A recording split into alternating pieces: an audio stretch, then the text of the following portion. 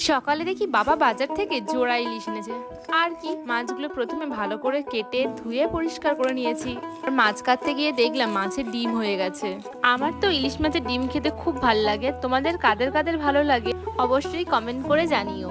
এইভাবে আমি আর একটা মাছও কেটে নিলাম। জানো তো বন্ধুরা, এর আগে কখনো ইলিশ ভাপা আমি খাইনি, আমাদের বাড়িতেও কখনো হয়নি। আজ আমি প্রথমবার করছি ইলিশ ভাপা। চলো, মাছ কাটা শেষ, এবার ধুয়ে নিয়েছি। আর ওখান থেকে আমি 5 পিস দাগা নিয়েছিলাম, তার মধ্যে প্রথমে নুন হলুদ ভালো করে মাখিয়ে নিয়েছি। অন্যদিকে কিছুটা কালো সর্ষে সাদা সর্ষে নিয়েছিলাম, কিছুটা পোস্ত আর 4-5টা কাঁচা লঙ্কা নিয়েছি। সবগুলো একটা পেস্ট তৈরি করে নিতে হবে। পেস্ট আমি যেখানে ভাপাটা করব সেই টিফিন বক্সের মধ্যে ছেঁকে নিয়েছি, আর কিছুটা পেস্ট মাছের মধ্যে মাখিয়েছি। এবার ছেঁকে নেওয়া পেস্টের মধ্যে কিছুটা নুন হলুদ দিয়ে ভালো করে মিশিয়ে নিয়েছি। একে একে মাছগুলো দিয়ে উপর থেকে একটু সর্ষের তেল দিয়ে প্রায় 1 থেকে 2 ঘন্টার মতো আমি রেখে দিয়েছি। স্ট্যান্ডের মধ্যে বাটিটা বসিয়ে 40 মিনিট আমি ভাপিয়ে নিয়েছি। রেডি আজকের আমাদের ইলিশ ভাপা।